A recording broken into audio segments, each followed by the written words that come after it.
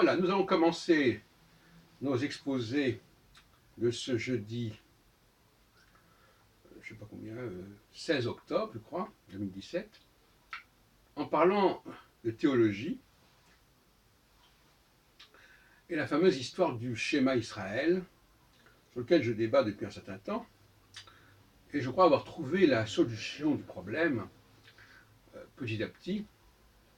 La notion de Yahvé Elohenu, Adonai Elohenu, en réalité, il faut la relier à Exode 3, entre autres, où il est dit, Yahvé se dit, je suis le Elohé d'Abraham, le Elohé d'Isaac, le Elohé de Jacob. Elohé, c'est-à-dire Aleph, Lamed, et ça se termine par Yud, et Yud. Donc Elohenu, c'est l'ensemble de nos Elohés. Voilà ce que ça veut dire littéralement. Yahvé désigne l'ensemble des Elohés. Donc à savoir l'Elohé d'Abraham, l'Elohé d'Isaac et l'Elohé de Jacob. C'est une expression générale, d'où le fait qu'on désigne, on désigne Yahvé sous le nom de Adonai, qui signifie « mes seigneurs ». Donc Yahvé est un singulier qui englobe un pluriel. Et là, nous sommes exactement dans le processus de la Trinité chrétienne. Nous préfigurons la Trinité chrétienne, ou si l'on préfère, la Trinité chrétienne s'inspire de cette Trinité de Yahvé. Et je crois que ça n'a pas été suffisamment souligné. Pourtant, le rapport entre le 1 et le 3, il est clairement indiqué lorsque Yahvé se présente à Moïse. Il y a d'autres occasions, bien entendu. D'autres moments où on dit la même chose. Et c'est repris d'ailleurs dans le Nouveau Testament, notamment dans les Actes, où on rapporte tout simplement cette... Donc le Nouveau Testament est parfaitement au courant de cette structure ternaire de Yahvé, puisqu'il la mentionne dans le discours de Étienne aux Juifs, justement, à ses frères juifs, dans les Actes des Apôtres. Donc, le problème qui se pose désormais, c'est pas là qui se pose, c'est pas dans le Elohenu, c'est-à-dire nos dieux. Il faut donc bien traduire Yahvé, nos dieux. Il faut que ce soit extrêmement clair là-dessus. Et il y a aussi la notion du Elohim. Alors, Elohim, c'est pas Elohenu. C'est une autre notion. Et ce Elohim, il apparaît comme, au tout début d'ailleurs de la Genèse, même au premier verset de la Genèse, du premier chapitre, Bereshit bara Elohim, bara singulier d'ailleurs, mais ça ne veut pas dire grand-chose, puisque quand c'est un global, il peut être à la fois singulier et pluriel. Bara Elohim et Hashamaim, le ciel, et ve'et haaretz, et la terre. Alors, donc effectivement, il y a un Elohim qui est aussi, en quelque sorte, la totalité des Elohés, la totalité des divinités, si on veut. Bon, alors, est-ce que cette expression est juste ou pas? En tout cas, il faut la distinguer de Elohenu. Parce que Elohenu, ce sont nos dieux, à nous, peuple hébreu. Alors que Elohim, ce sont les dieux en général. L'ensemble des dieux. En ce sens-là, le monothéisme, bien entendu, dans l'absolu, le monothéisme, c'est le culte des Elohim. Alors on peut effectivement employer le mot Elohim pour désigner l'ensemble des Elohim, donc à ce moment-là on aurait un singulier, bien que le mot Elohim soit un pluriel.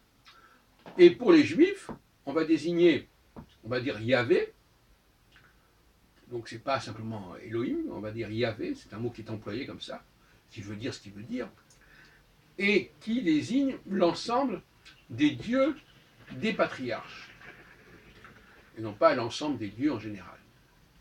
Ce qui veut dire que pour les peuples non hébraïques, ils adorent le Elohim, que ce soit les musulmans ou les chrétiens. Et pour les juifs, ils adorent Yahvé, qui englobe les dieux des patriarches hébraïques, et pas l'ensemble. Donc voilà, à mon avis, que le monothéisme ne peut pas dire ça autrement. Alors, on peut toujours, dans la globalité, dire Elohim, c'est l'ensemble, la totalité des divinités, bien sûr, on peut le dire.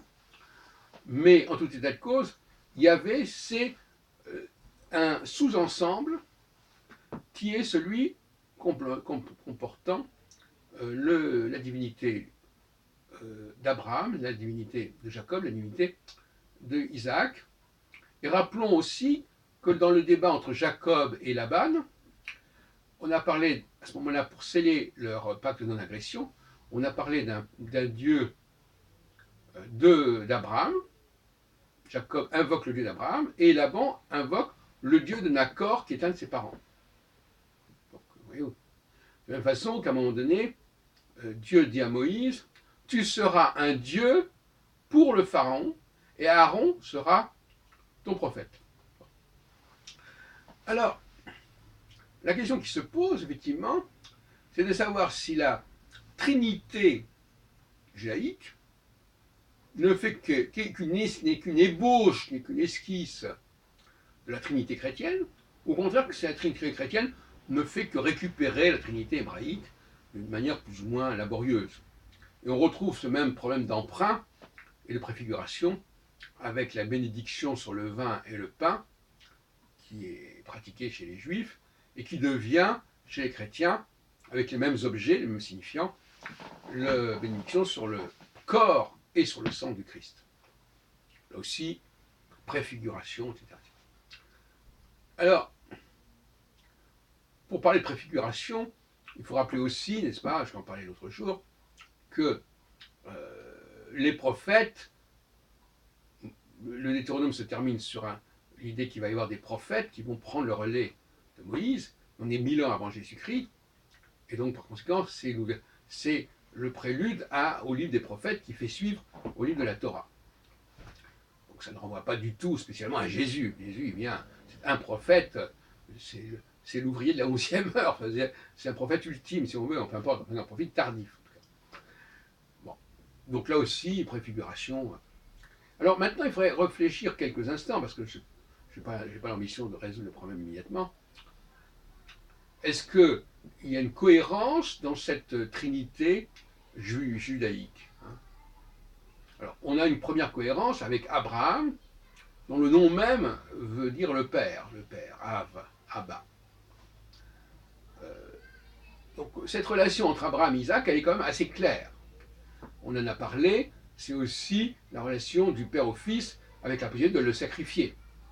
Donc la dialectique père-fils, elle est parfaitement cohérente déjà dans la Genèse. Pas de problème. Et donc on n'est pas là dans une trinité, mais on est déjà dans une dualité, qu'on retrouve bien entendu avec la naissance de Jésus, qui est imitée de celle d'Isaac, ou de celle d'Ismaël d'ailleurs, et la naissance et le sacrifice, qui lui aussi est calqué sur celui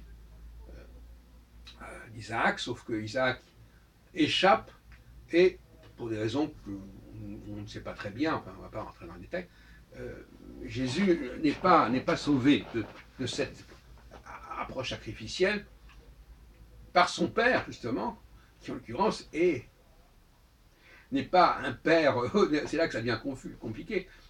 Abraham est bien le père d'Isaac, Jésus se dit le père du Père, enfin le fils du Père, le fils de Dieu.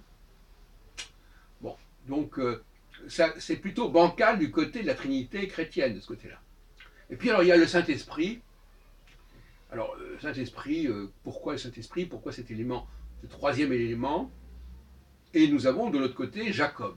Jacob, qui est un personnage intéressant, qui va devenir Israël, après s'être battu en quelque sorte, dans une sorte d'antithèse avec Dieu, ou avec, enfin, si son nom, puisque Israël, c'est quelque part celui, bon, je ne connais pas très bien la racine en question, enfin, ça veut dire à plus ou moins qui s'est mesuré, ou qui a combattu avec l'ange, ou sinon avec Dieu. Donc là aussi, il faudrait voir qu'est-ce que c'est que ce troisième élément de la Trinité juive, qu'est-ce que ça signifie, et qu'est-ce que ça a pu donner sous la forme du Saint-Esprit.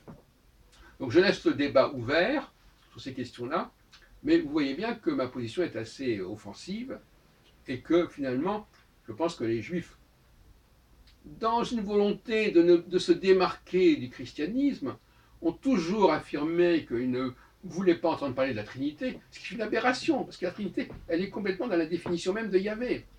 Yahvé dit, je suis le triple Dieu, je suis le Dieu. Il dit, je suis le Dieu, il ne dit pas, je suis le Dieu d'Abraham, Isaac, Jacob, il dit, je suis le Dieu d'Abraham, je suis le Dieu également d'Isaac, et je suis également le Dieu d'Abraham. Donc, voilà ce que je voulais vous dire sur ce sujet. À bon entendeur, salut.